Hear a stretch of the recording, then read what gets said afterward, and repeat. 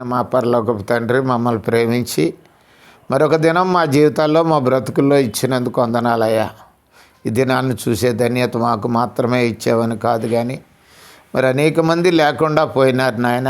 వారు చూడలేకపోయినారు, వారితో మమ్మల్ని సమానంగా చూడలేదు. మమ్మల్ని అయితే సజీవ లెక్కలో ఉండి మరొకసారి నీ దాసుడు దాసురాలు మరి ఆశీర్వాదం గారి దీవెనమ్మల గృహంలో మాకు ఇచ్చినటువంటి ఈ ధన్యతను బట్టి వందనాలు. కొద్ది నిమిషాలు మమ్మల్ని జ్ఞాపకం చేసుకోనండి. వారికి ఇచ్చిన గర్భఫలం జీవాన్ని బట్టి అన్నిల్ని బట్టి నీ సన్నిధికి వస్తున్నాను. ఉదయాన్నే ప్రార్థించాను. మరిలా కలుసుకునే ధన్యత ఈ కుటుంబంతో దీనదాసుడిగా నాకు ఇచ్చినందుకు వందనాలు.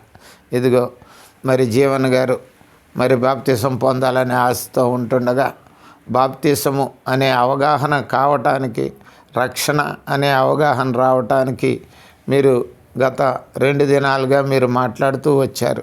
ఈ దినం కూడా నాయన సంపూర్ణంగా బాప్తిసం అంటే ఏమిటో మాట్లాడటానికి సహాయం చేయండి. ఈ దిన ఆశీర్వాదం మా మీద కుమ్మరించండి. నీ ఆత్మ అభిషేకం వారికి మాకు దయచేయండి. గ్రహించుకునే హృదయంను, హత్తుకునే మనసును వారికి దయచేయండి. వివరించే జ్ఞానం నాకు ఇవ్వండి. యేసుక్రీస్తు వారి నామమును బట్టి వేడుకుంటున్నాం తండ్రి, ఆమేన్. ఈ దినాన్ని మనం నేర్చుకోవాల్సింది ఏంటంటే బాప్తిసం. బాప్తిసం అంటే అదొక గ్రీకు పదం. బాప్తిసం అంటే ఏమిటన్నా గ్రీకు పదం. దేని నుంచి వచ్చిందంటే బాప్టిజో అనే గ్రీకు పదం నుంచి వచ్చింది.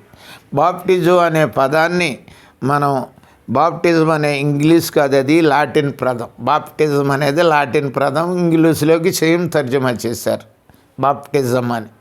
కనుక దాన్ని మనము తెలుగులో అర్థం చేసుకోవాలంటే అర్థం ఏంటంటే బాప్టిజం అంటే ముంచుట అని అర్థం. ఏంటి? ముంచుట. సింపుల్గా మనం చెప్పుకోవాలంటే ముంచుట. అందుకే బాప్తిసాల్లో చాలా రకాలు ఉన్నాయి. బాప్తిసంలో రకాలు ఏమిటాయి అంటే ఒక సంస్థ వారికి చాలా భేదాలు ఉన్నాయి. ఎక్కువ మంది బాప్తిసాలు నీటి బాప్తిసమే తీసుకుంటారు, అంటే ముంచుడు బాప్తిసమే తీసుకుంటారు. దీన్ని నీటి బాప్తిసం అంటారు. నీటి బాప్తిసం అంటే నీటి బాప్తిసంలో 2 రకాలు ఉన్నాయి. సరే గమనించాలి, ఇవి ఎప్పుడు అర్థం అవటానికి చెప్తున్నాను. 2 బాప్తిసాలు ఉన్నాయి. ఒకటి చిలకరింపు బాప్తిసం, ఒకటి సంపూర్ణంగా ముంచుడు బాప్తిసం. 2 బాప్తిసాలు ఉన్నాయి. ఇకపోతే ఒక సంస్థ వారు ఒక్కొక్క విధంగా, కొంతమంది విశ్వసిస్తే చాలు అది రక్షణ వచ్చేదని లెమన్ ఫెలోషిప్ అని ఒకటి ఉంటుంది, మీరు విన్నారు. విశ్వాసాల ప్రార్థన సహవాసం అని డానియల్ గారు అని విజయవాడలో ప్రారంభించాడు. విజయవాడలో గుడివాడలో ప్రారంభించాడు. ఆయన పెద్ద సంఘం అది. అక్కడక్కడ ఉంటారు లెమన్ ఫెలోషిప్. విశ్వాసంతో రక్షణ వచ్చేస్తుంది వాళ్ళకి. నమ్మితే చాలు రక్షణ. నమ్ముట నీ వల్ల అయితే నమ్మునానికి సాధ్యం అన్నట్టు నమ్మితే రక్షణ వచ్చేస్తుందని విశ్వసిస్తారు. వాళ్ళకి బాప్తిసాలు ఉండవు. వాళ్ళకి అదే బాప్తిసం వాళ్ళకి. అర్థమైందా? రెండవది ఏమిటంటే కొంతమందికి సాల్యూషన్ ఆర్మీ అని ఉంటుంటుంది. ఇలా జెండా ఉంటుంది, ఆ జెండా కింద నుంచి నడిచి వెళ్ళిపోతే బాప్తిసం అయిపోతుంది. రకరకాల ప్రమాణాల్లో బాప్తిసాలు వచ్చినాయి. కానీ మనము దేన్ని పాటించాలి? బైబిల్లో ఏమున్నదో అదే పాటించాలి. అది టక్కని చెప్పేయాలి. నువ్వు ఏం పాటించాలి? బైబిలే కరెక్టు, మిగతాది ఏది కరెక్ట్గా వందనాలండి. బైబిల్లో ఉన్నది మాత్రమే కరెక్ట్. ఎవరు చెప్పినా, నేను చెప్పినా, ఇంకొకరు చెప్పినా నమ్మకూడదు ఎక్కడన్నా. బైబిల్ నీ విశ్వాసానికి, నీ ఎదుగుదలకి, నీ ఆశీర్వాదంకి, నీ దీవెన కోసం బైబిలే కారణం. ఇంకెవ్వరు చెప్పినా సరే, టీవీ రాజు కదా అటు బొచ్చి ఊడిపోయినాడు, మొత్తం చచ్చిపోయేవాడు చెప్పినా నమ్మకూడదు. ఆనాడు అపోస్తులే తిరిగి వచ్చి మళ్ళీ చెప్తున్నానన్నా ఈయన నమ్మకూడదు. ఇది నేను అంటలేదు. గలతీ పత్రిక చూడండి, మాట అంటాడు. గలతీలకు రాసిన పత్రిక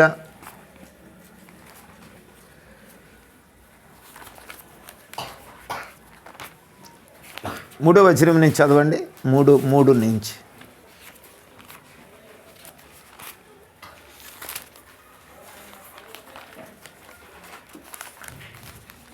ఒకటి 3 నుంచి అండి. 1-3 నుంచి. కాదు 6 నుంచి చదవండి. 6 నుంచి. క్రీస్తు కృపను బట్టి మిమ్మల్ని పిలిచిన వారిని విడిచి భిన్నమైన సువార్త తట్టుకు మీరు ఇంతగా తొలగపోవుట చూడగా నాకు ఆశ్చర్యము కలుగుచున్నది.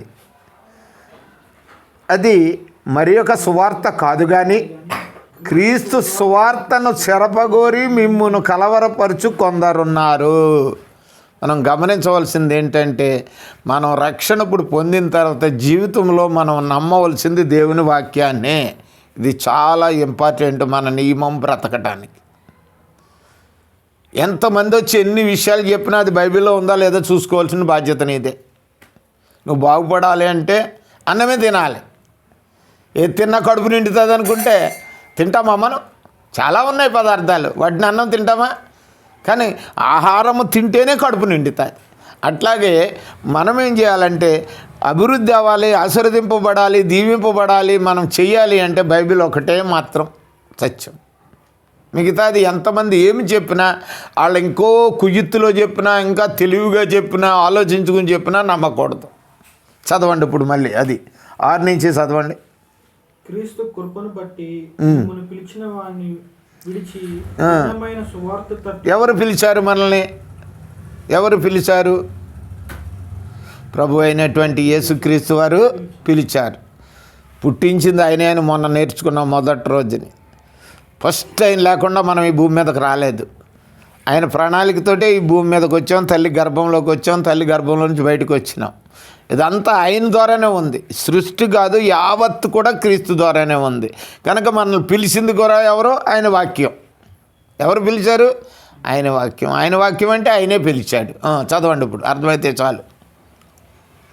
మీరంతా త్వరగా తిరిగిపోవుట చూడగా నాకు ఆశ్చర్యం అవుతున్నది.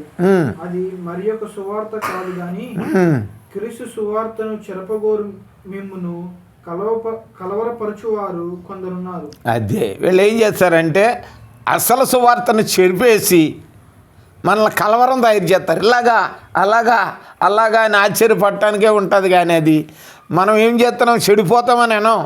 అబ్బో ఈయన చాలా తెల్లెంటుకలు ఉన్నాయి, వీడు చాలా పాతోడేమో, అబ్బో ఈయన గొప్ప బిషప్ ఏమో, వీడు సూటేశాడు, బూటేశాడు, కారు ఉన్నది, వీడికి ఇల్లు ఉన్నది, పెద్ద చర్చ్ ఉంది అని నమ్మవలసిన అవసరం లేదు. నువ్వు నీ గురించే చెప్తున్నాను, నేను అందరి గురించి వదిలిపెట్టే.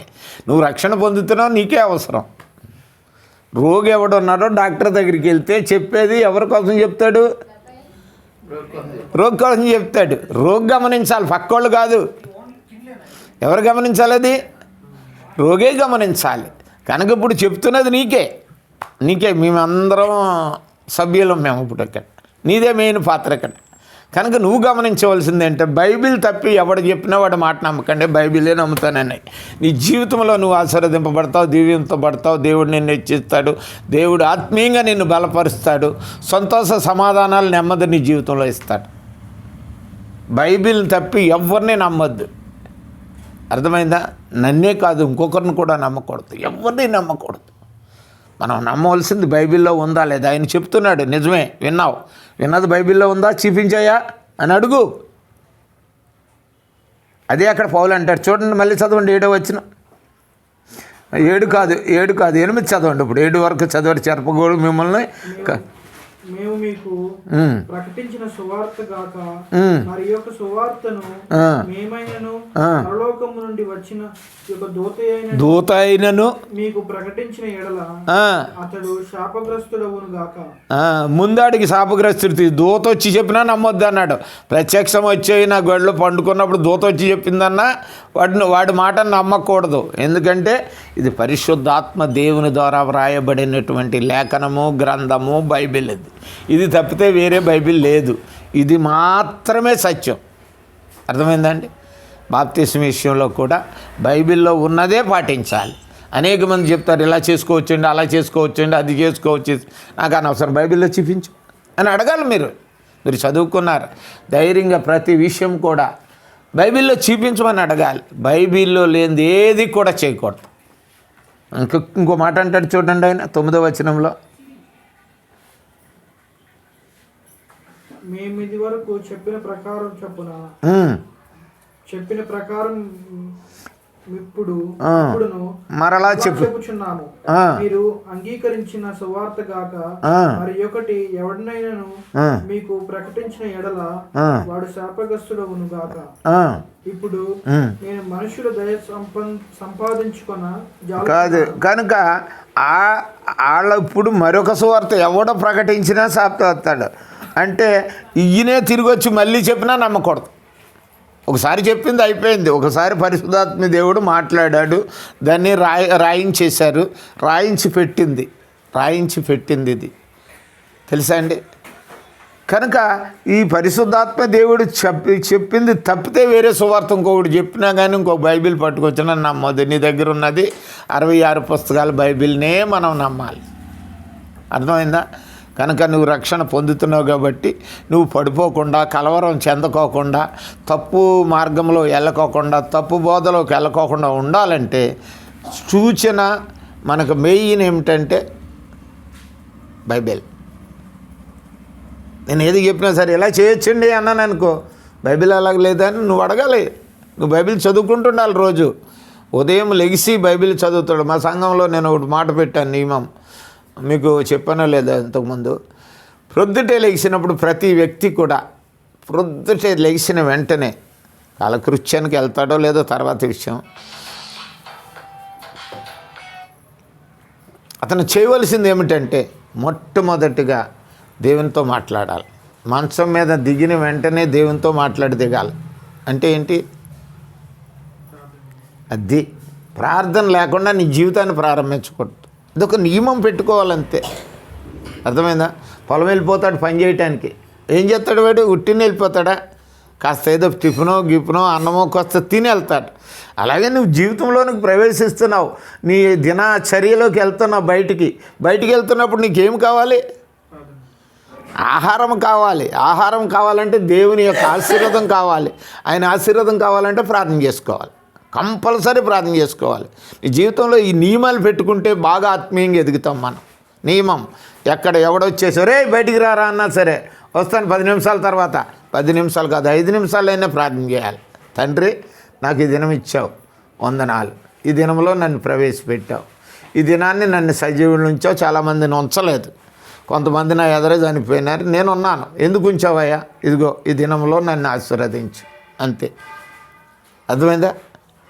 ఆ మాటలు పలక్కోకుండా మనం బయటికి వెళ్ళకూడదు. మొట్టమొదటి సహవాసం నీ భార్యతో కానీ, పెళ్ళైతే నీ భార్య, మీ అమ్మతో కానీ, మీ స్నేహితులతో కానీ, మీ తమ్ముళ్ళతో మాట్లాడక ముందు నువ్వు ఎవరితో మాట్లాడాలంటే దేవునితో మాట్లాడాలి. ఇది ఒక నియమం పెట్టుకోవాలి. ఆత్మీయంగా ఎదగాలంటే మనం ఈ నియమాలు కావాలి. తెలుసా?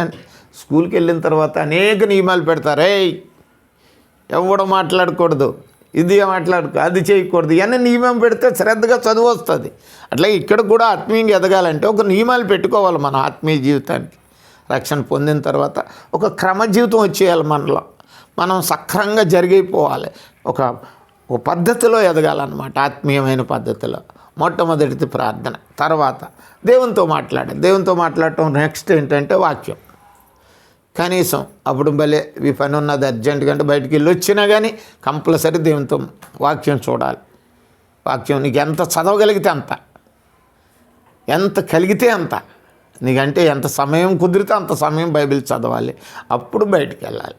నువ్వు బ్రషింగ్ చేసుకున్నా, ఏం చేసుకున్నా, స్నానం చేసినా, బయట స్కూల్కి వెళ్ళినా, డ్యూటీకి, ఈ క్రమాలు మనకు అవసరం. అలాగే పౌలు గారు ఏం చెప్తున్నాడంటే, నేను పరిశుద్ధాత్ముడు చెప్పేసిన తర్వాత రాయించి పెట్టేశాం, మేము ఇదంతా రాసేసాం.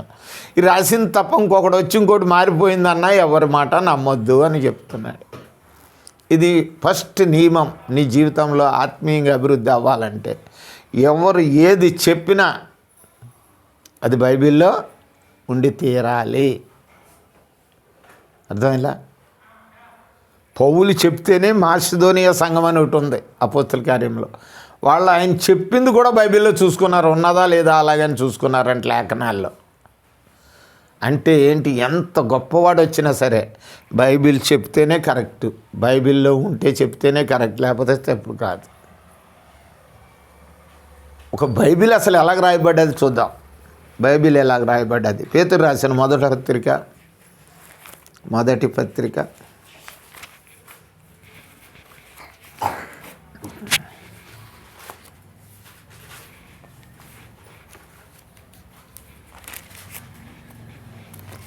ఊహను బట్టి కలగలేదు చూడండి. 1:21, 2:21.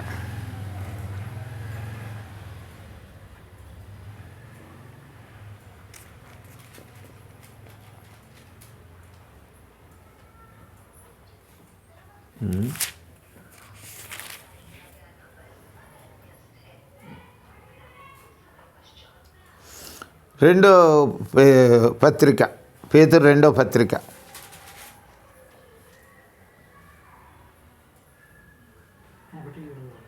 19 నుంచి చదవండి. మరియు ఇంతకంటే స్థిరమైన వాక్యం మనకున్నది, తెల్లవారి వేగు చుక్క మీ హృదయంలో ఉదయించు వరకు ఆ వాక్యము చీకటి గల చోట వెలుగునిచ్చుటకై దీపమై ఉన్నట్టున్నది. దాని యందు మీరు లక్ష్యముంచిన ఎడల మీకు మేలు కలుగును.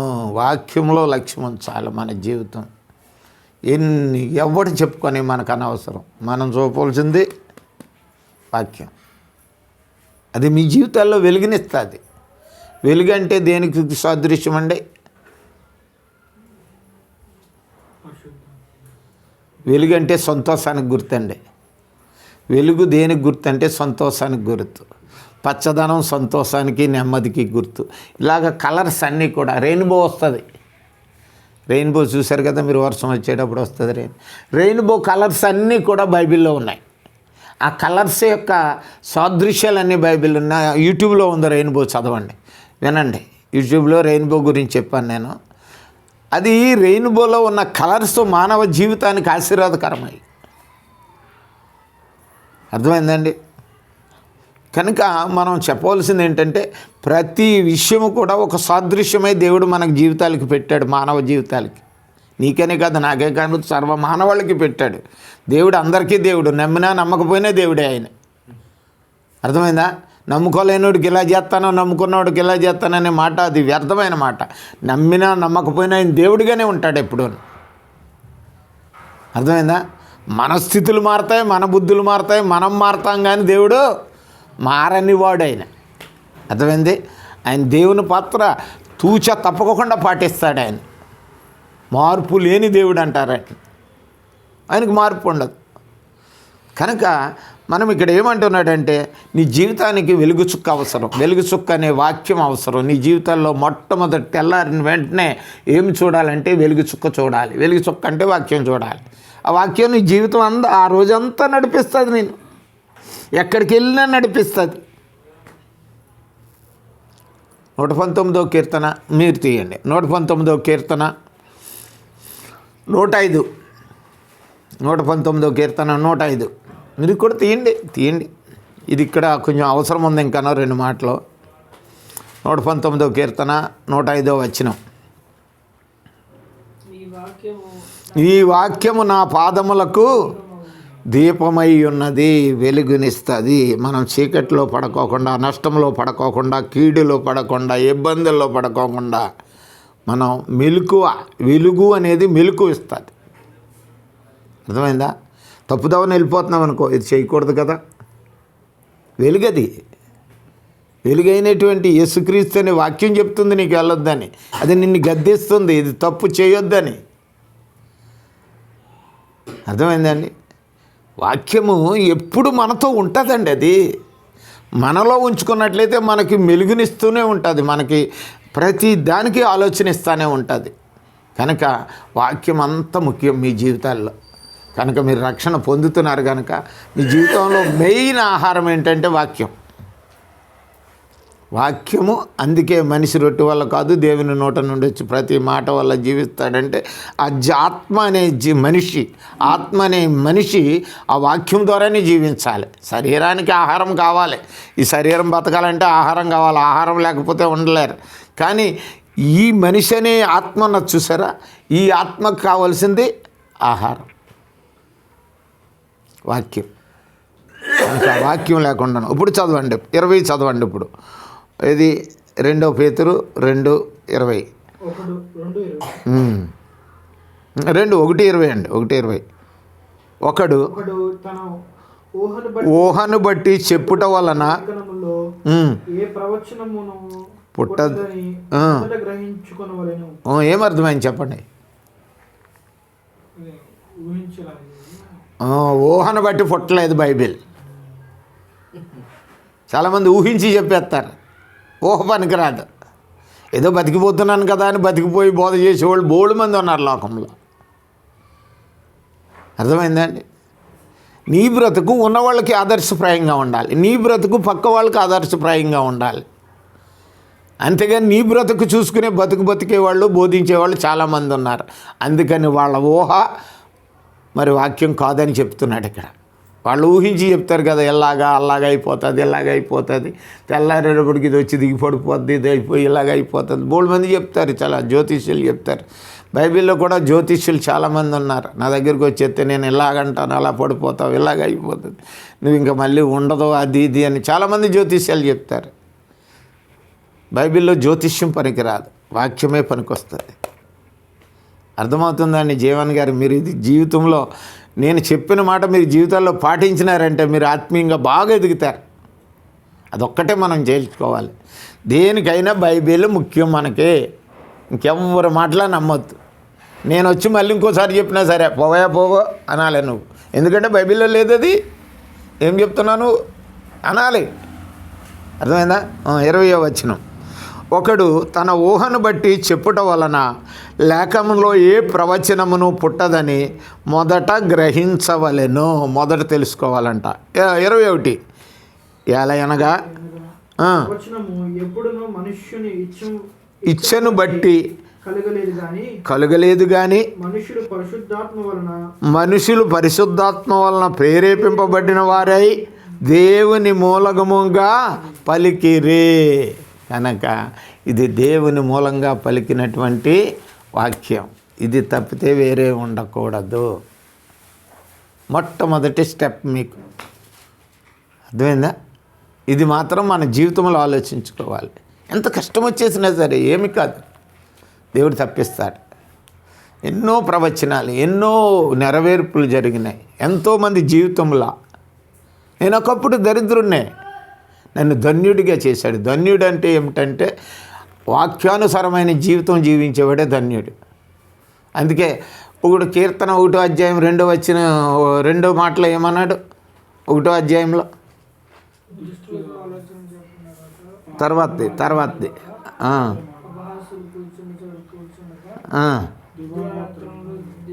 ధ్యానించువాడు ధన్యుడు. ధ్యానించాలి.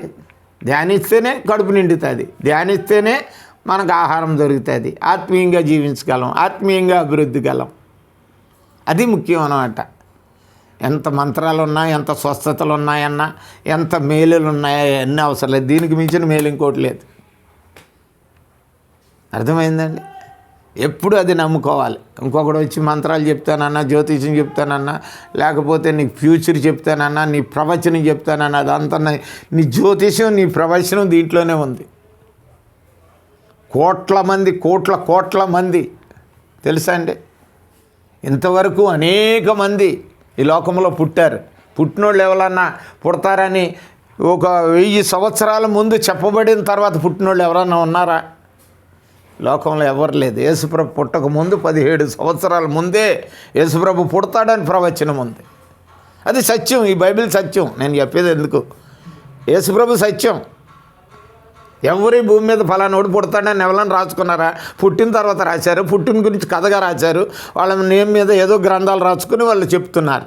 కానీ యేసుప్రభు 1000 సంవత్సరాల ముందే పుడతాడని చెప్పి, యేసుక్రీస్తుకు ముందే ప్రవచనానుసారంగా పుట్టి ప్రతీదీ నెరవేరింది.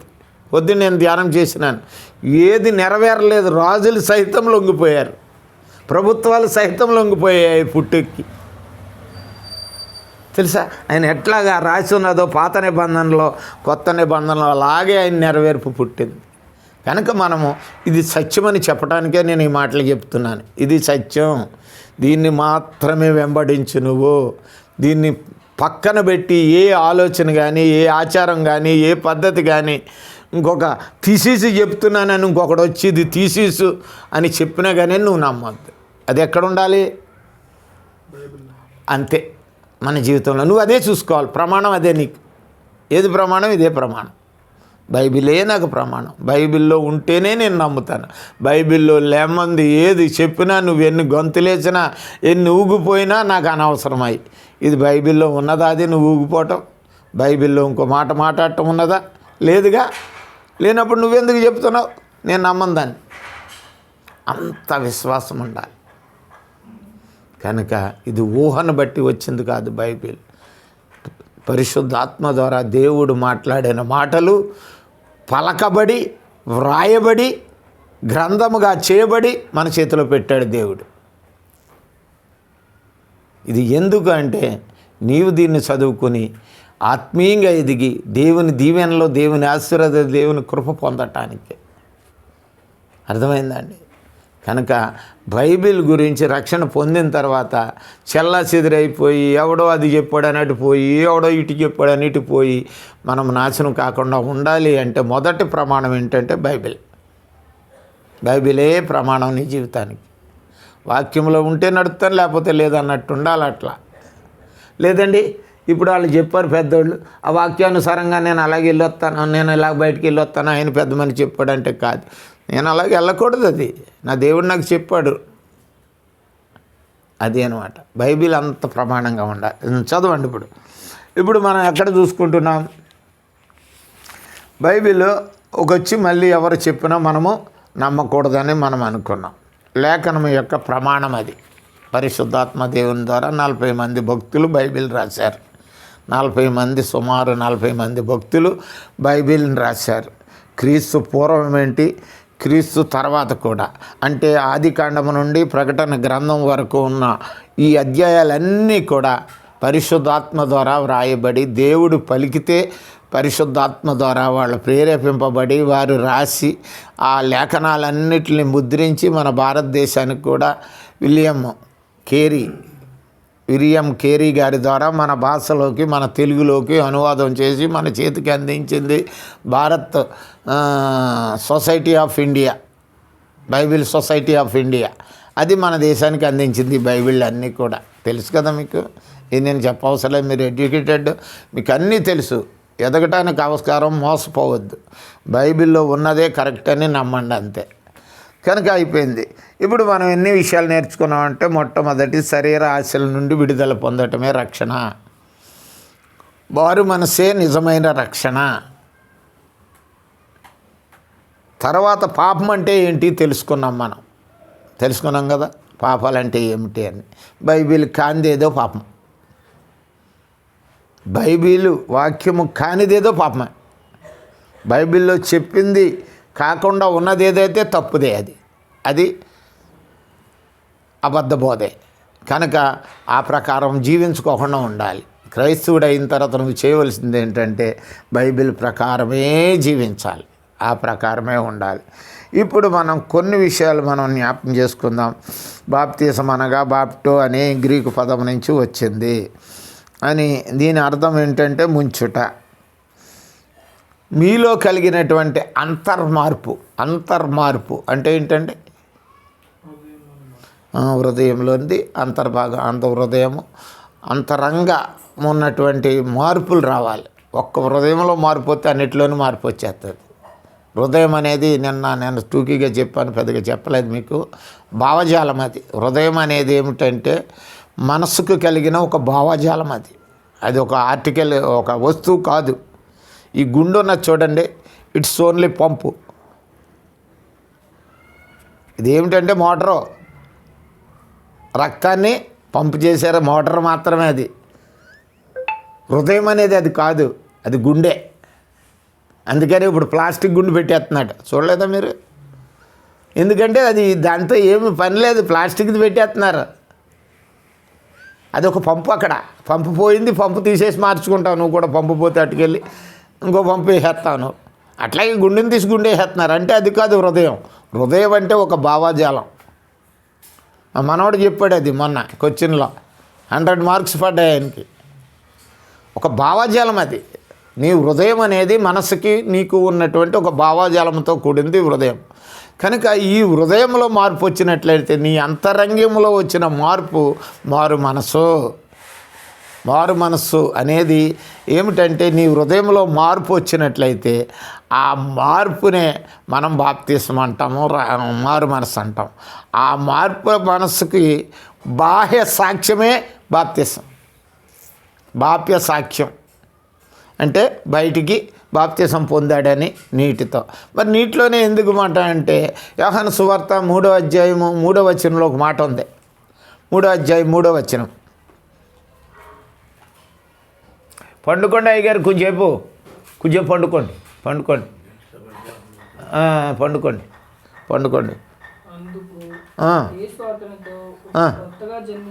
ఒకడు కొత్తగా జన్మించితేనే కానీ దేవుని రాజ్యంలో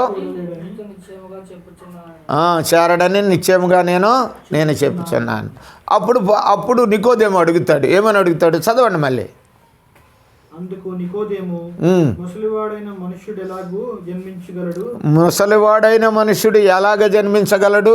రెండో మారు తల్లి గర్భమందు ప్రవేశించి జన్మించగలడా అని ఆయనను అడగగా యేసు ఇట్లా నేను ఒకడు నీటి మూలముగాను ఆత్మ మూలముగాను జన్మించితేనే గాని దేవుని రాజ్యంలో ప్రవేశింపలేడని నీతో నిశ్చయముగా చెప్పుచున్నాను. ఇప్పుడు బాప్తిసం ఎలాగుండాలి? దేవుని రాజ్యానికి అర్హత బాప్తిసం.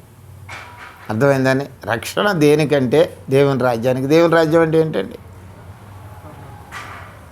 పరలోకం తర్వాత ముందు. ఇక్కడ అయితేనే అక్కడ సభ్యత్వం. ఇక్కడేంటి? అదే బాప్తిసం దేనికి? ఎక్కడ చేరటానికి? దేవుని రాజ్యం ఎక్కడ ఉంది? సంఘమే. పెద్దగా ఆలోచించొద్దు. వచ్చింది కదా నీకు, భయం వేస్తుంది, నీకు చెప్పేయాలి అంతే. నేను చెప్తానుగా, దేవుని రాజ్యం సంఘమే. ఈ బోల్డ్ సార్లు ఉంది బైబిల్ అంతా కూడా, పరలోక రాజ్యము, క్రీస్తు రాజ్యము, దేవుని రాజ్యం అని. సంఘంలో చేరాలంటే బాప్తిసం మెంబర్షిప్. ఇప్పుడు భారతదేశంలో ఉండాలంటే నీకు ఏమి ఇచ్చారు? ఆధార్ కార్డు ఇస్తారు, ఐడెంటిఫికేషన్ కార్డు అంటారు. అది నీకేమైనా ఐడెంటిఫికేషన్ తీసుకురా అని అంటే నువ్వు ఆధార్ కార్డు తీసుకెళ్తావు, ఓటర్ కార్డు తీసుకెళ్తావు, రేషన్ కార్డు తీసుకెళ్తావు, ఇలాగే మరి దేవుని రాజ్యంలో చేరాలంటే బాప్తిసమే నీకు సర్టిఫికెట్. అర్థమైందా? పోనీ చేరన్నాడు. అయితే నీటి ద్వారానో ఆత్మ ద్వారానో కావాలన్నాడు బాప్తిసం. నీటిలో ముంచబడాలి, ఆత్మ అభిషేకం పొందాలి. వీడే దేవుని రాజ్యానికి వారసుడు. బాప్తిసంలో రెండు జరుగుతాయి. ఇవేమి జరుగుతాయండి చెప్పండి? నీటి ద్వారా ముంచబడితే మనము అది దాని గురించి వివరిస్తాను నేను ఇప్పుడు. కనుక రెండవది ఏంటంటే పరిశుద్ధాత్మ అభిషేకం. ఈ రెండు జరిగితే సంఘంలో పాలు పంపులు దొరుకుతాయి. ఇప్పుడు వరకు వెళ్ళి రావచ్చు కానీ నువ్వు సంఘంలో సభ్యత్వం లేదు. నీకు క్రీస్తు కౌంట్లో, దేవుని కౌంట్లో నీ నెంబర్ లేదు. ఎప్పుడైతే బాప్తిసం పొందుతావో అప్పుడు దేవుడు లెక్కేసుకుంటాడు నువ్వు దేవుని రాజ్యంలో ఉన్న నెంబరు. నీ మీద కేర్ తీసుకుంటాడు. ఇప్పుడు ఐడెంటిఫికేషన్ లేకపోతే కేర్ తీసుకుంటారా మీకు? ఆధార్ కార్డు లేకపోతే, ఆధార్ కార్డు లేదా నువ్వు ఎక్కడ పుట్టావో ఎక్కడ ఉన్నావో ఏందో నువ్వు ఎవరో ఏదేసి వస్తాడు అంటాడు.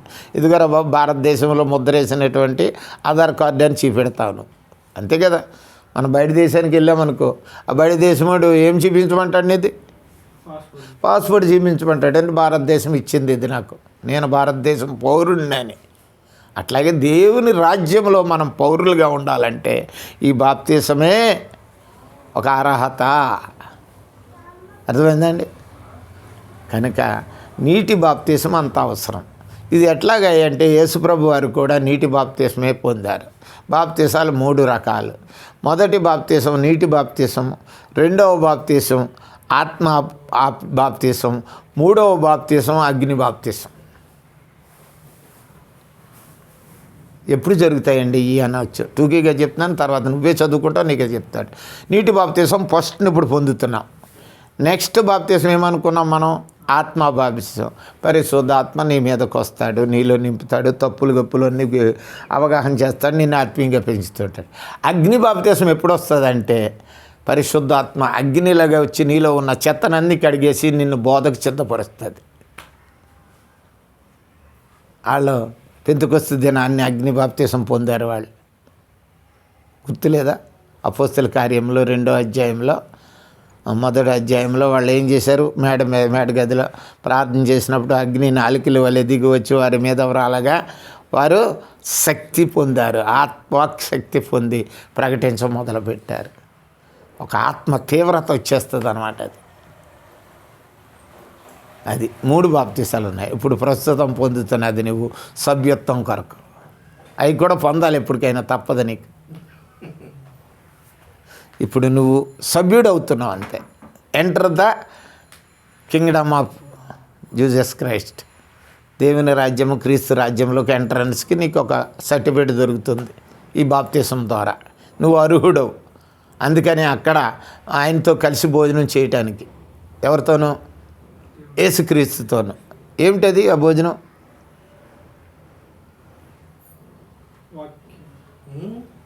ప్రభురాత్రి భోజనము అంటారు. వినలేదా నువ్వు? అది ఎవరితో చేస్తున్నావు? నువ్వు క్రీస్తుతో చేస్తున్నావు. నీకు అర్హత ఇప్పటి నుంచే ఉంటుంది. బాప్తీసం పొందకపోతే నీకు బల్ల ఇవ్వకూడదు. బాప్తీసం పొందినాక నీకు అదేమిస్తారు? క్రీస్తుతో సహవాసం ఇస్తారు. క్రీస్తుతో విందులో పాల్గొంటావు నువ్వు. ఆయన శరీరం అని, ఆయన రక్తం అని, మరి ఆ యొక్క ఆహార రొట్టెను, ఆ ద్రాక్షరసాన్ని తాగుతావు. ఆ అర్హత బాప్తీసం తర్వాతే దొరుకుతుంది. దేవుని రాజ్యంలో ఏ హక్కులు ఉన్నాయో అవన్నీ నీకు చెందుతాయండి. నేను ఒక్క మాటలో చెప్పాలంటే దానికి మెయిన్ కారణం ఏంటంటే బాప్తీసం. బాప్తీసం ఉంటే అన్నీ చెందుతాయి. ఇవన్నీ రిఫరెన్స్లు ఉన్నాయి. ఉట్టిది నేను నోటితో చెప్పట్లేదు అయ్యగారు. నేను ఎక్కువ మీతో చెప్తే బుర్ర వేడెక్కుతుంది. అందుకని షార్ట్ కట్లు చేసి చెప్తున్నాను నేను. కనుక ఇది ఎంటర్. నీ బాప్తీసం దేనికంటే దేవుని రాజ్యంలో ఎంటర్ అవ్వటానికి బాప్తీసం. అందుకే నికోదేముతో చెప్పాడు, ముసలివాడువా, పడుచోడువా, పిల్లోడువా, గెల్లోడువా కాదురా బాబు, ఒకటే. దేవుని రాజ్యానికి కావాలంటే నీటి ద్వారాను, ఆత్మ ద్వారాను బాప్తీసం పొందాలి. దాని ద్వారా మాత్రమే ప్రవేశం ఉంటుంది దేవుని రాజ్యంలో. నువ్వు బాప్తీసం పొందిన తర్వాత దేవుని రాజ్యంలో అభిషేకం పొందాలి. అయిపోయింది. రెండవది ఏమిటంటే, మూడవది ఏం చెప్పాలంటే ఒక మాట చూడండి. మనం ఇంతకుముందు ఒప్పుకున్నాం. రోమపత్రిక 10వ అధ్యాయం 9వ వచనం 10వ వచనంలో చదువుకున్నాం. రోమపత్రిక 10వ అధ్యాయము 9వ వచనం 10వ వచనం.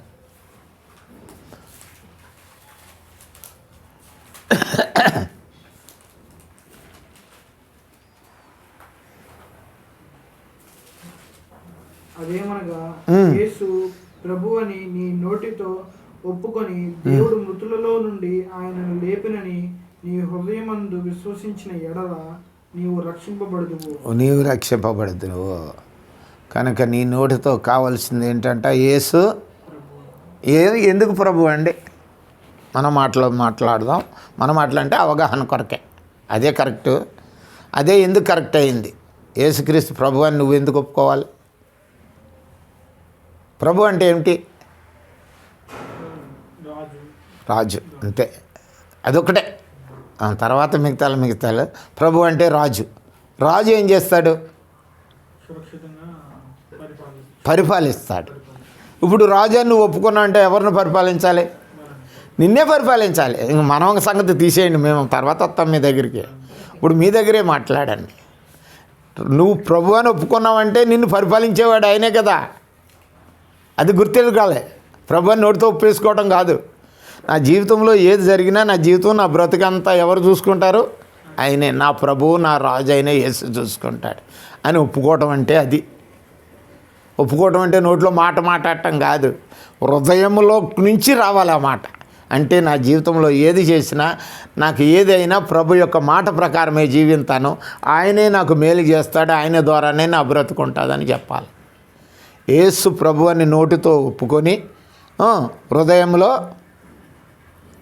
చదవండి 10వ వచనం, ఒప్పుకొని హృదయంలోనూ ఉన్నది అదే మేము ప్రకటించి విశ్వసించి. లేదు, అదే వచనంలో ఉంది. 9 నుంచి చదవండి మళ్ళీ.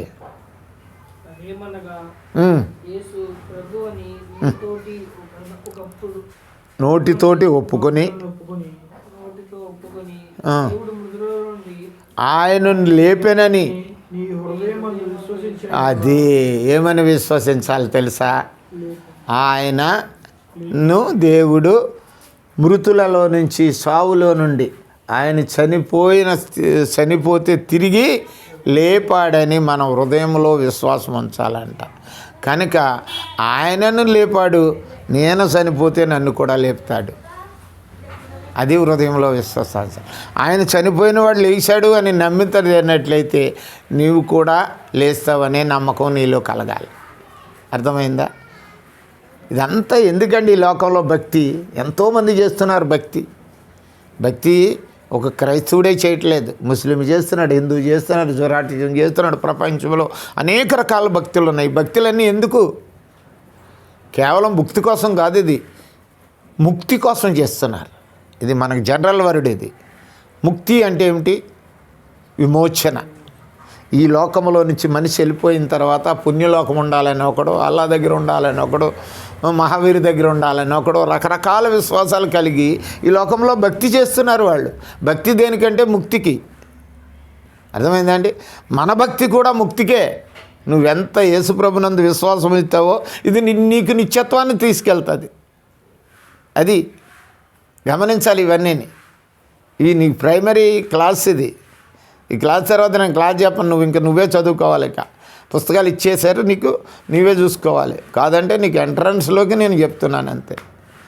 కనుక మనము గమనించాలి, మన యొక్క విశ్వాసం ఎటువంటిదంటే యేసు ప్రభుని సమాధిలో నుంచి లేపిన దేవుడు నన్ను కూడా లేపుతాడు, నన్ను కూడా సమాధిలో ఉంచడు. ఆయన రెండవ రాకడలో నేను చనిపోయినా భూమి మీద ఉన్నా నన్ను కూడా లేపుతాడు అనే నమ్మకం, విశ్వాసం హృదయంలో కలగాలి. హృదయంలో ఎందుకు అంటున్నాడంటే ఇట్ ఈజ్ ప్రింటెడ్. హృదయంలోకి వెళ్ళింది ఏదైనా సరే. నిన్ను ఎప్పుడన్నా మీ తాతయ్య తిట్టాడు అనుకో చిన్నప్పుడు, ఆ మాట ఏమండి ఎక్కడ ఉంటుంది నీకు? చెప్పు ఉందండి. ఆ ముసరాయిని చూసినప్పుడు ఎలా గుర్తొస్తుంది, ఒకప్పుడు నన్ను బాగా తిట్టాడు కదా. ఇక్కడ ఏమైపోయింది? ఇది ముద్ర అయిపోయింది. క్రీస్తు గురించి కూడా ముద్ర అయిపోవాలి నీకు. అది ప్రింటెడ్ అయిపోయింది అక్కడ. అది ఒకప్పుడు ఇలా తిట్టాడు, అది ఎప్పుడు చూసినప్పుడు ఆయన గుర్తొస్తుంది. ఆయన ఎక్స్క్యూజ్ కోరేసినా ఏమైనా కానీ ఈ మాట అయితే ఇక్కడ ఉండిపోద్ది. అలాగే దేవుని మాట మన హృదయంలో ముద్రించుకోవటాన్నే హృదయమందు విశ్వసించిన ఎడలా అన్నాడు అనమాట. అంత లోతుకెళ్ళి అవగాహన చేసుకోవాలి. వాక్యం చాలా గొప్పదండి. చిన్న మాట ఉన్నదంటే గంట వరకు దేవుడు దాన్ని వివరించాడు. దేవుని వాక్యాన్ని చిన్నగా చూసుకోకూడదు ఎప్పుడు. అది చాలా మన జీవితాంతం ఉపయోగపడేది.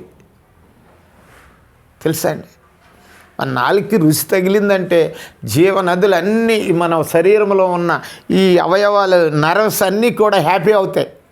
మీరు తెలుసో తెలియదో, ఓ తేనెని ఇలా నాలుగుతో చీకండి, ఎంత మాధుర్యం వస్తుంది. ఆ మాధుర్యం నువ్వు ఒక్క నాలుగే అనుభవించట్లేదు, నీ మనసు అనుభవిస్తుంది, నీ హృదయం అనుభవిస్తుంది, నీ శరీరంలో అవయవాలు అనుభవిస్తున్నాయి, దానికి పులికింతాయి. తెలుసా అండి? దేవుని వాక్యం కూడా అంతే. అంతే, నా వాక్యము తేనె వంటిది అన్నాడు, జుంటి తేనె వంటిది అన్నాడు ఆయన. తెలుసా అండి? జుంటి తేనె అంటే ఏంటో తెలుసా? పోనీ జుంటి తేనె అంటే, తేనెల్లో రెండు రకాలు ఉన్నాయి. చిన్నగా ఏమంటారు వాళ్ళు? చిన్న తేనెటీగా, పెద్ద తేనె. చిన్న తేనెటీగా జుంటి తేనె నువ్వు ప్రొడ్యూస్ చేస్తుంది. అది పెద్ద తేనెటీగా, పెద్దది ఏమిటంటే దాంట్లో కలుషితం ఉంటుంది. చిన్న తేనెటీగ చేసేది ఒరిజినల్ అంటారు దాన్ని, జుంటి తేనె అంటారు దాన్ని వాక్యంలో. అందుకే జుంటి తేనె వంటిదే అన్నాడు. ఇది దొరకనిది జుంటి తేనె, ఎవరికో దొరకదు. అది మామూలు ఈ లోకల్లో ఎన్ని తేనెలైనా దొరుకుతాయి, కానీ జుంటి తేనె మనకి దొరకదు. చాలా కష్టం జుంటి తేనె దొరకదు. కనుక నీ వాక్యం అట్లా ఉండాలి. నీ జీవితంలో అంత రుచిని అనుభవించాలి, అంత హ్యాపీనెస్ అనుభవించాలి వాక్యం చదివినప్పుడు, విన్నప్పుడు. నీ బ్రతుకులో అది నీకు మేలు చేస్తుంది. అంతేగాని ఒక సినిమా పాటలు విన్నప్పుడు, ఓ డ్యాన్స్ చూసినప్పుడు, ఓ స్క్రిప్ట్ చూసినప్పుడు, ఏదో చూసినప్పుడు కలిగే ఆనందానికంటే ఈ ఆనందం అత్యధికంగా నీ జీవితంలో ఎంచుకోవాలి నువ్వు. ఈ వాక్యంలో వస్తున్నటువంటి ఆ అనుభవం అంత టేస్ట్గా ఉండాలి. కనుక అది ప్రథమ స్థానం. నువ్వు దానికి ఇచ్చినప్పుడు తప్పకుండా నువ్వు అనుభవిస్తావు. కనుక మనం ఇప్పుడు నేర్చుకుంటున్నది ఏంటంటే బాప్తీసం గురించి. బాప్తీసంలో రెండవది ఏమిటంటే, మళ్ళీ మనం తెలుసుకున్నాం, మారు మనసు గురించి తెలుసుకున్నాం. మారు మనసు అంటే 2 కొరింథీ 7:10 ఏమన్నాడంటే, అది 2 కొరింథీ 7:10 ఏం చదువుకున్నాం మనం? 2 కొరింథీ 7:10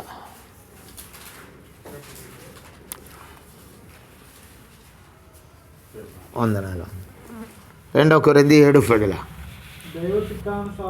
దుఃఖము రక్షణార్థమైన మారు మనసు కలిగాను. ఇప్పుడు రక్షణార్థమైన మారు మనసు ఇచ్చిందా నీకు? రక్షణార్థమైన మారు మనసు రావాలి. ఏదో ఒక్క రోజులో ములుగుతున్నప్పుడో లేకపోతే అనుభవిస్తున్నప్పుడో కాకుండా నీ జీవితం అంతా రక్షించేటట్టు ఆ మారు మనసు రావాలి. రక్షణానందమైన దైవ చిత్తానుసారమైన దుఃఖము. గలతీ పత్రిక 3:3 ఏమంటాడంటే పౌలు గారు, చూడండి మీరు గలతీ 3:1 గలతీలకు రాసిన పత్రిక 3:1 అవివేకులైన గలతీయులారా భ్రమ పెట్టెను క్రీస్తు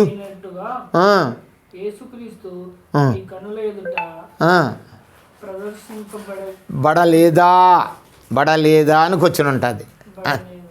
అంతే కదా? అంటే ఏంటి? ఎప్పుడు మన యేసుక్రీస్తు నా కొరకు బలయ్యాడనే ఉద్దేశం నీ హృదయంలో కలగాలి. ఆయన నా కొరకు చనిపోయినాడు. ఇప్పుడు వీళ్ళందరి గురించి తీసేయండి, మేము అందరం లోకలం, మాది కాదు, నీ గురించి మాట్లాడుకోవాలి. నువ్వు ముందు ఎవరైనా సరే తన గురించి చూసుకుని ఎదుటి వాళ్ళ గురించి చూడాలి. అందుకే యేసుప్రభు వారి ఉపమానాలు ఎన్నో బైబిల్లో చెప్పాడు. ముందు నీ కంట్లో ఉన్నటువంటి నలుసుని తీయమన్నాడా? దూలం తీసేయమన్నాడు ముందు. అంటే పెద్దది నీ కంట్లో వండుకొని చిన్నోడిది అవతలాడు ఉన్న నలుసు కనపడుతుంది. అంటే ఇటు దూలం తీసుకుంటే నలుసో గిలుసో శుభ్రంగా కనపడుతుంది. ఇటు దూలం అడ్డు ఉంటే ఆడికి ఎక్కడ కనపడుతుంది? కనుక ముందు మనము చూసుకోవాలి, తర్వాత ఎదరికి వెళ్ళాలి.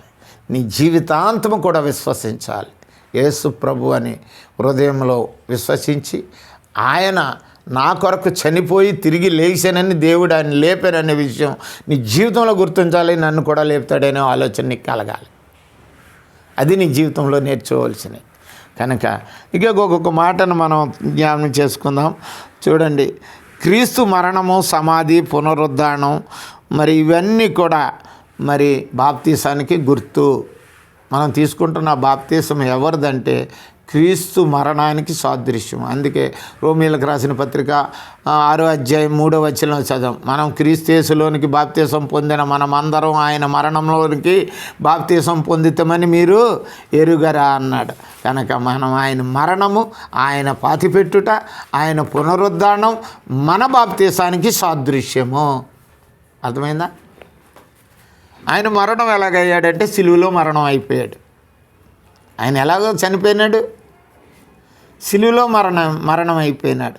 మనం కూడా సిలువ వేయబడాలి ప్రతిదానికే. లోకానికో, ఆహారానికో, ఎదవ అలవాట్లకో, చెడ్డ పరిస్థితులకో దీన్ని ఏం చేసేయాలంటే మన జీవితంలో సిలువ చేయాలి. సిలువ వేసేయడం అంటే అర్థం ఏంటి? సిలువ వేసేయటం అంటే చంపేయటం. సిలువేస్తే పాతి పెట్టడం తర్వాత నెక్స్ట్ స్టెప్. మొదటి స్టెప్ సిలువేసేయటం అంటే చంపేయటం. యేసుప్రభుని సిలువ మీద ఏం చేశారండి? చంపేశారు. చనిపోయినాడు సిలువ మీద. నువ్వు కూడా ప్రతిదానికి సిలువ వేయబడాలి. అందుకే పౌలు అన్నాడు, నేను లోకమునకు సిలువ వేయబడి ఉన్నాను అన్నాడు. లోకానికి ఆయన సిలువ వేసుకోవటం ఏంటి? లోకంలోకి వెళ్ళి సిలువ వేసుకున్నాడా? లోకముకు విరుద్ధముగా నేను చంపబడ్డాను, లోక పరిస్థితులకి చంపబడ్డాను, లోకాచారాలకు చంపబడ్డాను, లోక పద్ధతులు నా జీవితంలో లేవని చెప్పడానికే ఆ మాటను మాట్లాడు. అర్థమైందండి? సిలువ చంపబడుట మన జీవితానికి ఒక సాదృశ్యం. యేసుక్రీస్తు సిలువ ఒక బాప్తిసం పొందిన పాపికి ఒక సాదృశ్యం. అది అర్థమైందండి? ఇక నుండి మీరు మరి చంపబడకపోతే మీరు ఆత్మీయంగా జీవించలేరు. చంపబడాలి. దేని గురించి చంపబడాలి? లోక విషయాలు, శరీర విషయాలు, లోక సంబంధమైన సాంప్రదాయాలు, పద్ధతులు ఇవన్నీ తీసేయాలి. దీంట్లో ఎన్నో పద్ధతులు ఉన్నాయి. ఒక కుమారుడిగా ఉండాలంటే, ఒక వ్యక్తిగా ఉండాలంటే ఎన్నో నియమాలు ఇచ్చాడు. దీంట్లో కూడా తల్లిదండ్రులను ఎలాగ చూడాలి, ఒక కుమారుడిగా ఉన్నాను ప్రతి జీవితంలోనూ పిల్లవాడిగా ఉన్నప్పుడు ఎలాగుండాలి, పెద్దవాడిగా వచ్చినప్పుడు ఎలాగుండాలి, కొంత ఎదిగినాక ఎలాగుండాలి, ఇంటి కుటుంబంతో భార్యాభర్తలతో, తర్వాత తండ్రిగా ఉన్నప్పుడు ఎలాగుండాలి, వృద్ధుడైనప్పుడు ఎలాగుండాలి, అన్నీ బైబిల్లో రాసి ఉన్నాయి. మీరు చాలాసార్లు చదువుకుంటారు తర్వాత అంతకు ముందు. కనుక ఇప్పుడు యవ్వన ప్రాయంలో ఉన్నావు, నీకు మొట్టమొదటి కర్తవ్యం అని మీ తండ్రినైనను నీ తల్లినైనను సన్మానించాలి. సన్మానించడం అంటే ఏంటి? తాలువ కప్పటమా, బొక్కుని ఇవ్వటమా?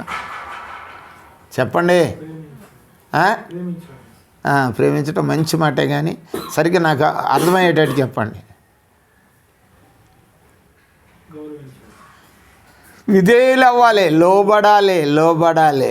ఏంది నేను అర్ధరాత్రి లేచి అక్కడికి వెళ్ళమంటున్నావు ఏంటి అని అన్నావు అనుకో, లోబడినట్టేనా? మా నాన్న చెప్పాడు, నేను వింటాను, అంతే. లోబట్టం అంటే అది. కొన్ని వింటాను, కొన్ని విన్నావు అన్నది అనుకో, అది నువ్వు పాత్ర పోతుంది, నీలో ఉన్నటువంటి స్థితి పోతుంది. కనుక ప్రతి మాటకు తల్లిదండ్రులు సన్మానించటం, విధేయులు అవ్వటం బైబిల్లో ఉన్నది. ఎఫెసీ పత్రికలు ఇవన్నీ మీరు చదువుకున్నారు, మీరు చాలాసార్లు విన్నారు. కనుక నీకు ఉన్నటువంటి క్రమాన్ని నువ్వు పాటించాలంటే బైబిల్ చదవాలి. బైబిల్ అంతా నేర్పుతుంది మీకు. ఇది చదువుతూ ఉండండి, మీకే నేర్పుతుంది. కనుక మరి మొదటి సాదృశ్యం ఏంటంటే పాతి పెట్టబడుట, సమాధి చేయబడుట. కనుక సమాధి చేయబట్టం అంటే ఎలాగుంటుందంటే రోమీయులకు రాసిన పత్రిక 6వ అధ్యాయం 4వ వచనం. తొందరగా 4 మాటలు చూసుకుని ముగించేసుకుందాం. కాబట్టి తండ్రి మహిమ వలన ఎలాగూ లేపబడినో అలాగే మనమును నూతన జీవమును పొందిన వారమై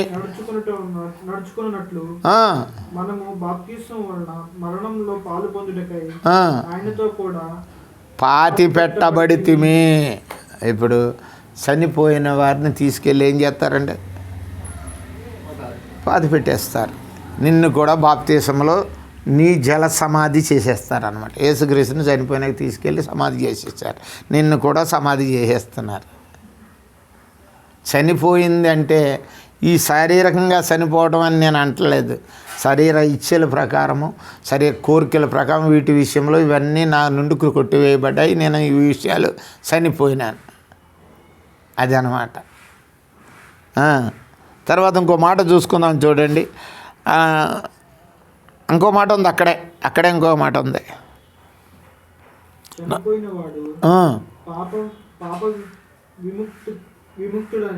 విముక్తుడు, పాప విముక్తుడు. విముక్తుడు అంటే పాపానికి దూరంగా ఉండేవాడు అని అర్థం. విముక్తుడు అంటే దూరంగా ఉండేవాడు అని అర్థం.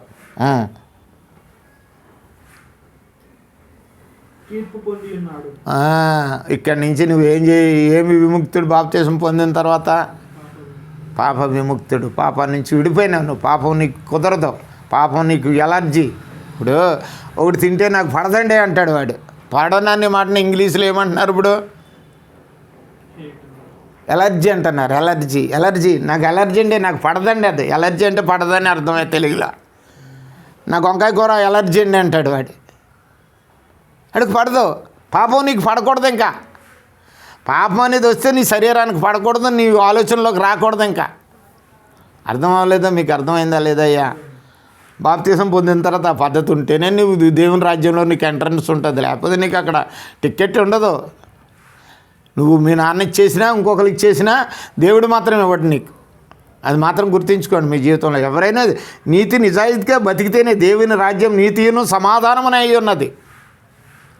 ఆ రెండు దొరకాలి అని అంటే దేవుని రాజ్యంలో ఈ అర్హతలన్నీ పాటించాలి. మనం ఏది వదిలిపెట్టినా మన జీవితానికి నష్టమే. అది మనం తప్పుడోళ్ళమే అయిపోతాం. మన జీవితంలో మేలు పొందలేము, ఏ విధంగానూ ఆశీర్వాదం పొందలేము. ఎవరి కోసం చేయాలంటే నీ కోసమే చేసుకోవాలి. ఇంకొకరి కోసం నువ్వు జీవించవసరం లేదు. ఫస్ట్ నీ కోసం నువ్వు జీవించు, తర్వాత ఇతరులకు ఎలా జీవించాలో చెప్తాడు ఆయన. అర్థమైందండి? సరిగ్గా కూర్చోండి. కొంచెం కష్టంగా ఉంటుంది నా బోధ, మరి మీరు ఎలా వినిపిస్తుందో కానీ అది ఉన్నట్టు చెప్తాను నేను. మరి దాన్ని శుద్ధి చేసి నువ్వు చాలా మంచి కుర్రోడు, తల్లిదండ్రులకు విధేయత ఇప్పుడు చూపించాలి. ఆ విధేయత వాక్యానుసారమైన విధేయత ఉండాలి. నీ యొక్క అభివృద్ధి కూడా వాక్యానుసారం అభివృద్ధి ఉండాలి. కనుక అంటాడు చనిపోవుట చూలగా అది ఉన్నది. ఇప్పుడు మరణం అయిన తర్వాత చూడండి, చదవండి, ఇంకా మాట ఉంది అక్కడే 6వ అధ్యాయంలోనే. ఏమనగా మన మికను పాపమునకు దాసులము కాకుండాకు పాప శరీరము నిరర్ధకమవునట్లు. పాప శరీరం ఏం చేయబడాలండి? నిరర్ధకం అంటే నిరర్ధకము, పనికిరాంది, ఇంక లేదు, శరీరం లేదు, పాప శరీరం లేదు. ఇదంతా పుణ్య శరీరమే, ఇదంతా పవిత్ర శరీరమే. ఇంకో మాటలో చెప్పాలంటే ఇది పవిత్రమైన శరీరం. ఇంకా పాప శరీరం నిరర్ధకం అయిపోయింది. అది తినటము, కోరుకోవటం, ఆశపడటం, ఈ శరీరం అంతా ఏం చేయబడ్డది?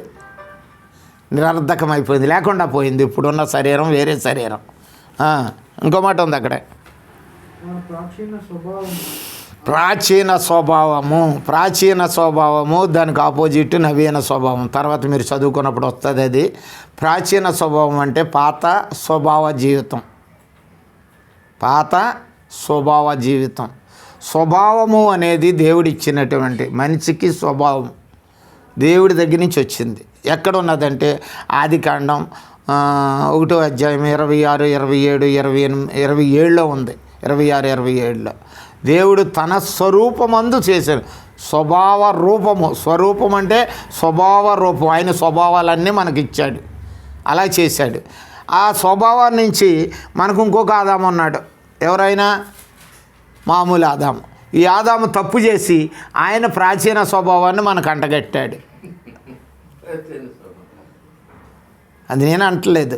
చూడండి, రోమీలకు రాసిన పత్రిక 5వ అధ్యాయం 12వ వచనం చదవండి. అది అలాగే పెట్టుకుని, రోమీలకు రాసిన పత్రిక 5వ అధ్యాయం 12వ వచనం. ఇట్లుండగా ఒక మనుషుని ద్వారా పాపమును ఎలాగు ప్రవేశించెనో అలాగుననే మనుషులందరూ పాపము చేసినందున సంప్రాప్తమాయెను. వాళ్ళతో పాటు మనకు కూడా మరణం వచ్చింది. మరణం అంటే ఈ చావు కదండి. మరణము ఎన్ని రకాలు, ఇది కూడా చిన్న క్లూ ఇస్తాను నేను. మరణం అంటే చాలామంది పొరపాటు పడుతున్నారు. మరణం అంటే చచ్చిపోవటం అనుకుంటున్నారు. చనిపోవటం వేరే మరణం, అది శారీరక మరణం. అది మరణము అంటే నరకం అండి. ఇక్కడ మరణాలు 2. మొదటి మరణం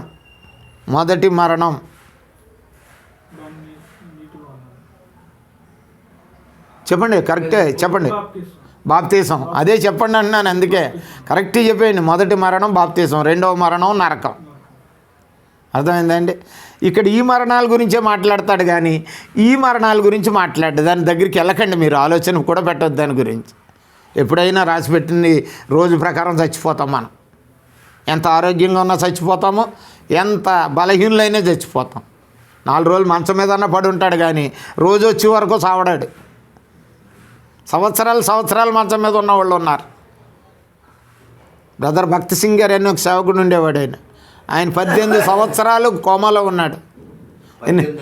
18 సంవత్సరాలండి కోమాలో ఉన్నాడు. మాట లేదు, ఏమి లేదు, అలాగే చూపు అంతే. 18 సంవత్సరాలు తెలుసా?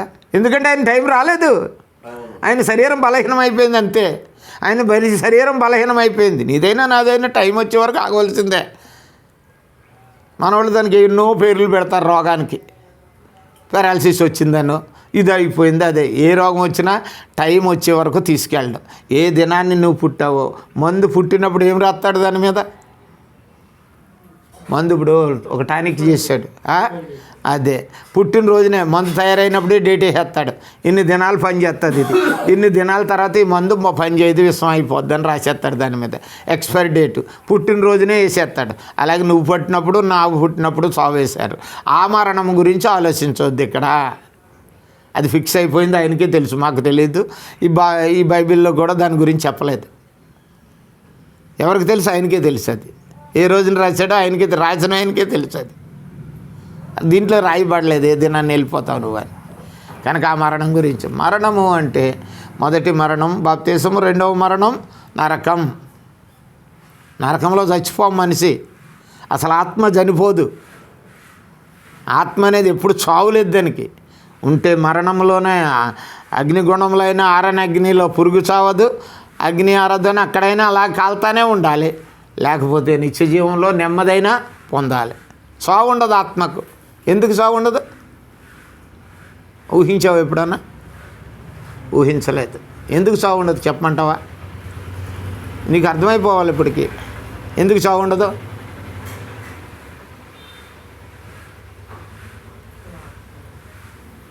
ఈ ఆత్మ ఎవరిదండి? దేవుడికి సావు ఉంటుందా? అంతే. అర్థం చేసుకుంటే బోల్డ్ బైబిల్ బాగా అర్థమవుతుందండి అయ్యగారు. మీరు చదువైన వాళ్ళు మంచి బోధకుడు అవ్వాలి. నువ్వు కూడా. నాకు అదే ఆశయం. నీ కుటుంబం ఆత్మీయంగా ఎదగాలి. తెలుసా, నాకు నచ్చినటువంటి వ్యక్తుల్లో నాకు నచ్చినటువంటి వ్యక్తి ఇక్కడ ఎవరంటే మీ నాన్నగారే. నాకు మీ నాన్నగారు లాగంటే మీరు ఇంకా ఉన్నతంగా ఆత్మీయంగా ఎదగాలి. తెలుసా, గొప్పగా చెప్పట్లేదు నేను, ఏదో ఇక్కడ పెడతారనో తింటానని ఇస్తారని కాదు. నేను ఎన్నో పరీక్షలు చేసిన తర్వాత తెలుసుకుంటాను ఒక వ్యక్తిని. ఎంతోమంది ఉన్నారు నాకు ఈ హైదరాబాద్లో తెలిసిన వాళ్ళు. కానీ నేను కొంతమందిని చిన్న స్థాయిలో ఉండొచ్చు, కానీ వాళ్ళు నాకు ఉన్నతులే. అట్లా ఉండాలి మన జీవితం అనేక మందికి. అందుకే పౌలు ఎవరిని ఆశీర్వదిస్తానన్నాడంటే, ఎవరు గొప్ప చేయాలంటే మనుషుల కోసం గొప్ప కాదు, దేవుని కోసం మహిమార్థంగా ఉండాలి మనిషి. ఇక మనం పాఠంలోకి వెళ్ళిపోతాం. నాకు టైం అయిపోతుంది, మీకు కూడా ఎక్కువ టైం అయిపోతుంది. మరణం అయిపోయింది, సమారణ ఐక్యత అయిపోయింది. అక్కడి నుంచి రోమా 6:6 చూడండి. ఇప్పుడు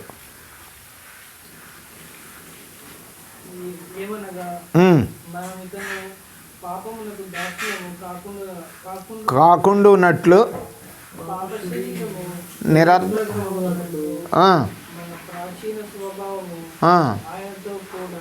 సిలువ వేయబడేది ఉన్నది. పాత స్వభావము సిలువ వేయబడాలి. ఇప్పుడు కుక్కను మేపుతారు. మీరు ఎప్పుడైనా కుక్కను మేపలేదు అనుకుంటాను.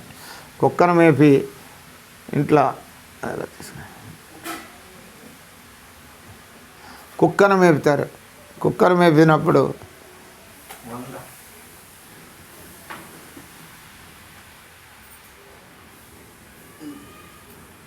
దర్జాగా నిద్రపోతుందండి ఆ పిల్ల.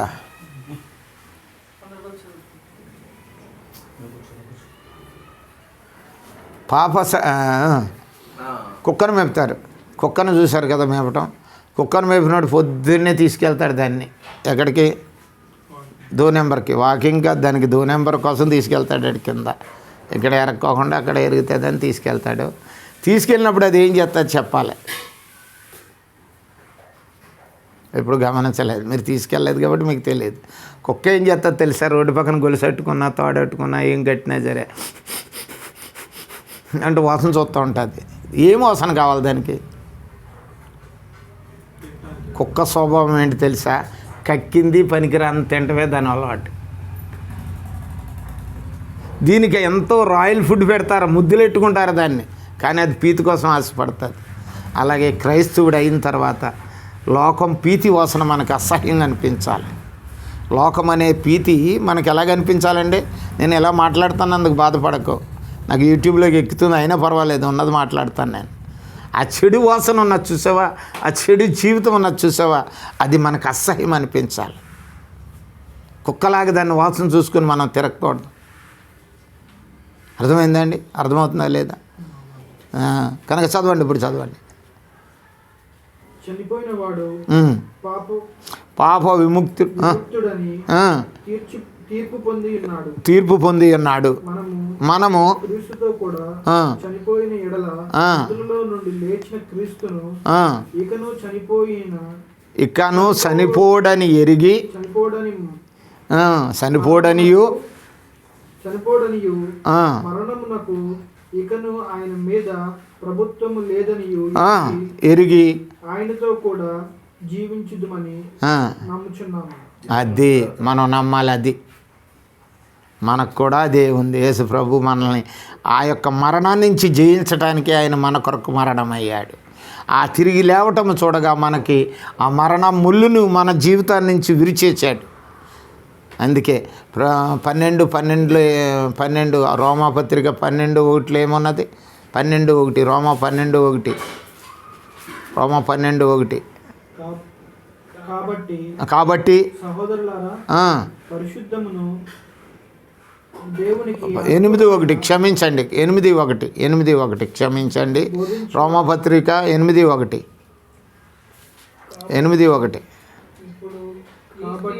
కాబట్టి ఇప్పుడు క్రీస్తేసునందు ఉన్న వారికి ఏ శిక్షా విధినో లేదు. నువ్వు శిక్షా విధి ఉండదు. శిక్షా విధి ఏమిటంటే, మానవునికి శిక్షా విధి ఏమిటంటే నరకం. మానవునికి శిక్ష ఏమిటంటే, మానవుడిగా జీవిస్తే, మానవుడు అనే మాటకు వచ్చినప్పుడు కేవలం రక్త మాంసములు అంటాడు. కొరింథీ పత్రికలో ప్రకృతి మనుష్యుడు, ప్రకృతి జీవి అంటాడు. ఇవన్నీ తర్వాత మీరు వచ్చేస్తే ఆటోమేటిక్ మీకు అర్థమవుతుంది అప్పుడు. కనుక మనం పాప విముక్తి పొందాం, మనకు శిక్ష లేదు. జీవములో నుంచి, మరణములో నుంచి జీవములోనికి మనం దాటిపోయాం. ఆ జీవం అనే ఆ క్రీస్తు రాజ్యంలోనికి ఎక్కిపోయాం మనం. ఆయన రాజ్యంలోనే ఉండాలి, కానీ కింద లోకంలో అడుగు పెట్టినప్పుడు ఈ లోకం నాది కాదు అనుకోవాలి. తెలుసా? అంత మనము తగ్గించుకొని ఆ విధంగా మనం దేవుని కొరకు జీవించడానికి ఇష్టపడాలి. ఇది బాప్తీసం ఎటువంటిదంటే చూడండి, ఎఫెసీలకు రాసిన పత్రిక 4 వచనాలు చూసుకొని ముగించేసుకుందాం తొందరగా. ఎఫెసీలకు రాసిన పత్రిక 4వ అధ్యాయం 22, 23 ప్రాచీన స్వభావం గురించి చదువుకుంటున్నాం.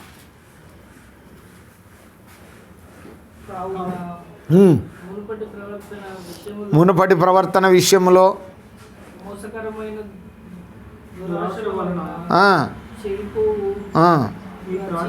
ప్రాచీన స్వభావమును వదులుకొని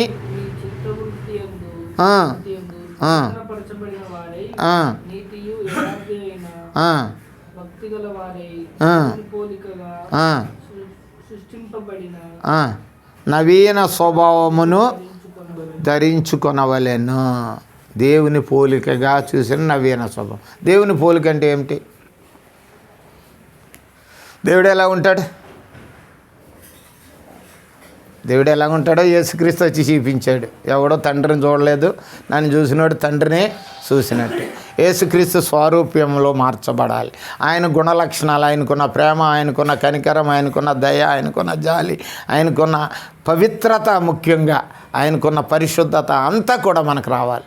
అది స్వరూపంలో మార్చటం. మానవునికి దేవుడు చేసేది ఒకటండి, ఈ భక్తి ఇదంతా ఎందుకంటే ఆయన స్వరూప్యంలో మార్చడానికే. మనం క్రైస్తవులుగా అవ్వటానికి ఒక్క మాటలో చెప్పాలంటే, క్రీస్తు పేరు మనకిచ్చి మనం క్రైస్తవులుగా రూపొందటానికే ఈ యొక్క భక్తి మార్గం అంతా. అర్థమైందండి?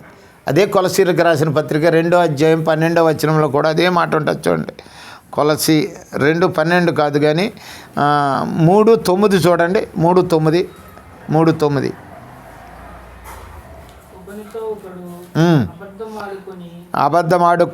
ఆడకుడి ఆడుకొనుడు కాదు, ఆడకుడి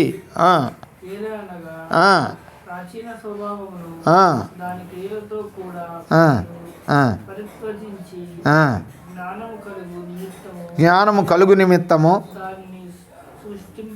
సృష్టించిన వాని పోలికను నూతన పరచబడుటకు ధరించుకొనుడి.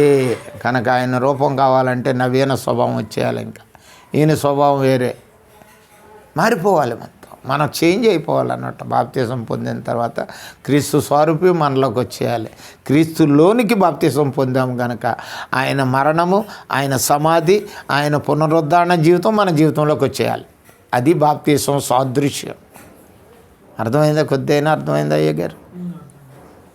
నా ప్రయాసకి ఏమైనా ఫలితం ఉందంటారా? కనుక మనం క్రీస్తుతో స్వారూప్యంలోకి వచ్చిన క్రైస్తవుడిగా జీవించాలి. అది. ఇకపోతే 2 మాటలు నేర్చుకుందాం. చూడండి, రోమపత్రిక 6వ అధ్యాయం 8-9 ఒక మాట ఉంది. రోమపత్రిక 6వ అధ్యాయం 8-9.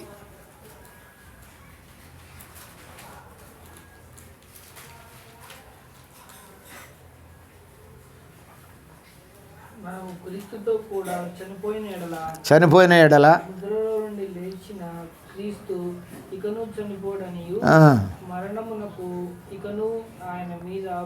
ప్రభుత్వం లేదని ఎరిగి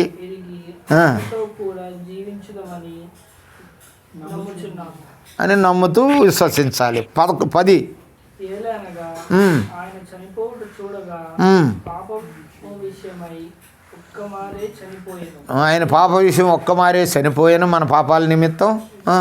జీవించుట చూడగా ఆ, దేవుడి విషయమై ఆ, జీవించుచున్నాడు. నిత్యము జీవిస్తున్న సజీవుడు. మనం కూడా నిత్యము దేవుని విషయం జీవించాలి. 11 అటువలే ఉమ్. మీరును పాప విషయమై మీరును పాప విషయమై మృతులు గాను ఆ, దేవుని విషయమై ఆ, క్రీస్తు యేసునందు సజీవులుగాను మిమ్మల్ని మీరే ఎంచుకొనుడి అని ఉంటుంది. అంతేనా? కనుక మనం ఎంచుకోవాలి. ఇక మనం ఎంచుకుంటే చేసేస్తాం. ఎంచుకోవాలి. ఇంకా ప్రాచీన స్వభావాన్ని జోలికెళ్ళక నవీనంగా మారిపోవాలి. అది కావాలంటే మీ శరీరం మీకు సహకరించాలి. శరీర క్రియలు ఇడిచిపెడితే సహకరిస్తుంది. 12వ వచనంలో చూడండి, మంచి మాట అన్నాడు అక్కడే 12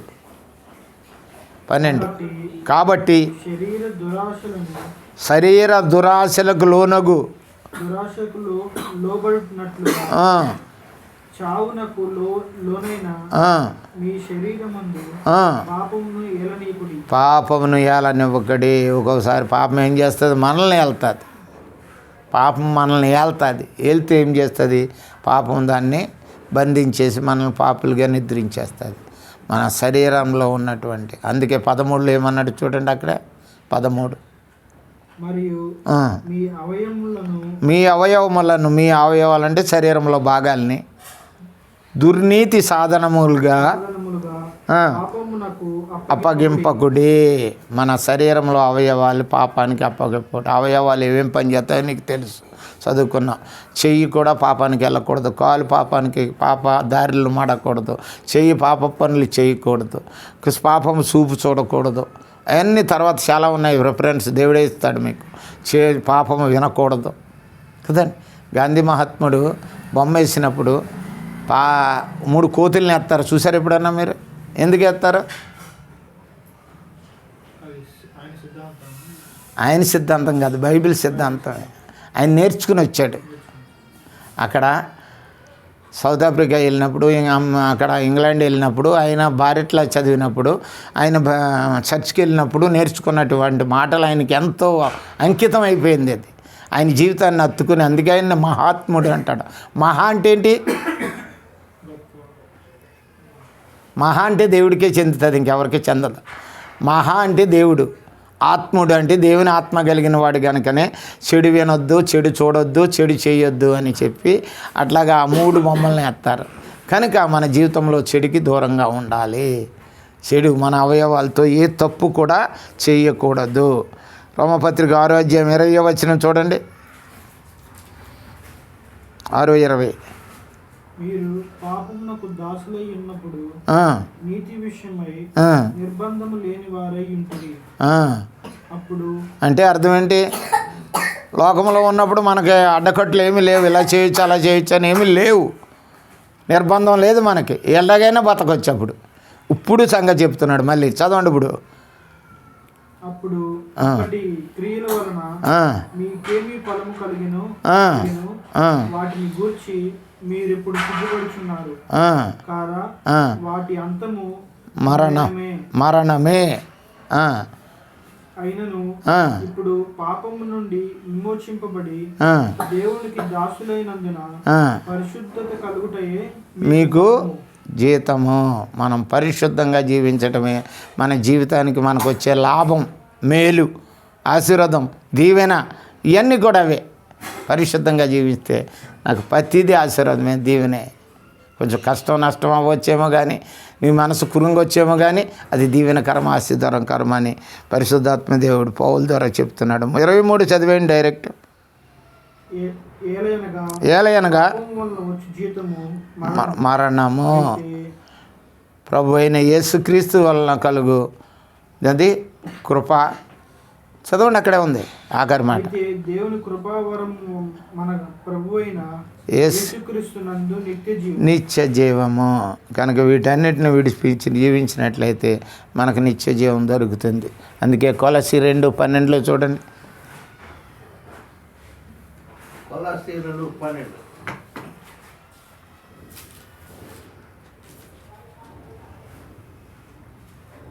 మీరు బాప్తిస్మందు ఆయనతో కూడా పాతిపెట్టబడిన వారై ఆయనను మృతులలో నుండి లేపిన దేవుని ప్రభావమందు విశ్వసించుట ద్వారా ఆయనతో కూడా లేచిదురి. ఇప్పుడు మనం ఏమి విశ్వసించాలి? ఆయన్ని సమాధి చేయబడ్డారు, తిరిగి లేచాడు, మనం కూడా లేస్తామనే విశ్వాసం మన జీవితంలో కలగాలి. బాప్తిసం అది అర్థం. బాప్తిసంలో మొదటిది మారు మనసు. మారు మనసు అంటే పశ్చాత్తాపం అని ఒక అర్థం. పశ్చాత్తాపం, చేసిన పనికి పశ్చాత్తాపం పొందాలి. రెండవది ఏంటంటే పాపక్షమాపణ పొందితే విశ్వాసం, మనం చదువుకున్నాం. మూడవది బాప్తిసం. బాప్తిసంతో మరి బాహ్య సాక్ష్యం, అది మన వల్ల కలగదో, దేవుడే ఇచ్చాడు. అది ఎఫెసీయులకు రాసిన పత్రిక 2వ అధ్యాయం 8వ వచనం 9వ వచనంలో చూడండి.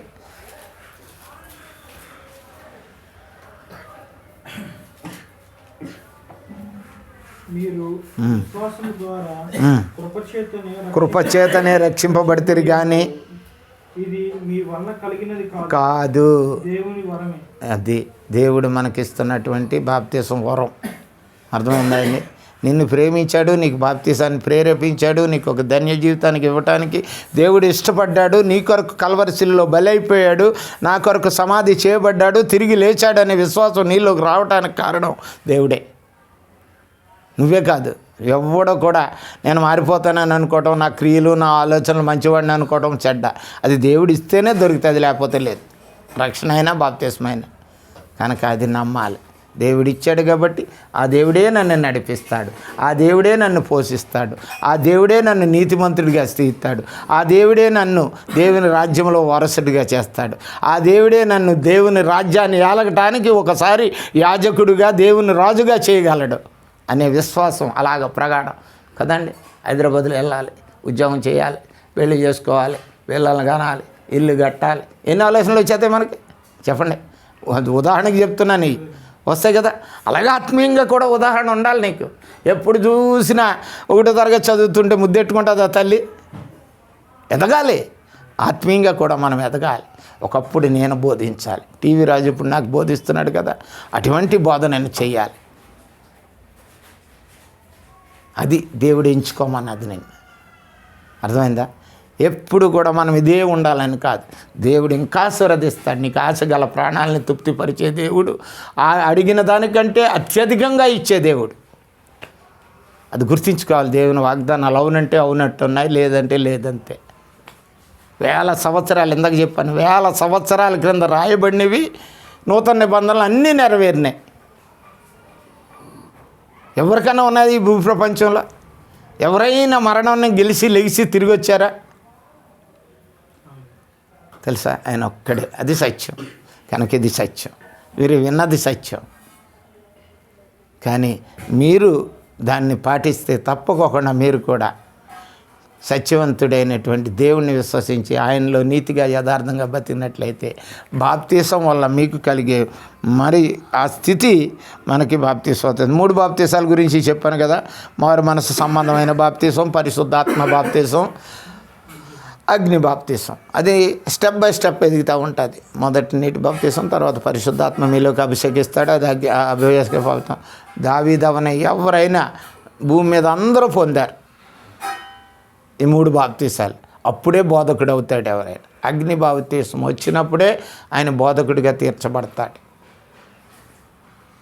నేను అక్కడికి వెళ్ళాలి, ఆ 3వ దానికి వెళ్ళాలి అని ఆలోచన పెట్టుకోవాలి. మీరు ఎప్పుడు మీరు మొదటి కాడే ఉండాలని అనుకోకూడదు. ఎక్కడికి వెళ్ళాలి? అగ్ని బాప్తీసం పొంది నేను నాలో ఉన్న చెత్తనంతా కాల్చేసుకుని పరిశుద్ధమైనటువంటి దేవుని ఆత్మను కలిగి నేను అనేక మందికి ప్రకటించాలనే ఆలోచన పెట్టుకుని బ్రతకాలి అని. జీవనోపాధి మానకూడదు. చాలామంది చేసే పొరపాటు ఏమిటంటే జీవనోపాధిని విడిచిపెట్టి చేస్తారు. తెలుసా? జీవనోపాధి వదిలిపెట్టదు, జీవనోపాధి చేయాలి. అపోస్తుడైన పౌలు ఏం చేసేవాడు తెలుసు కదా? ఏం చేసేవాడు?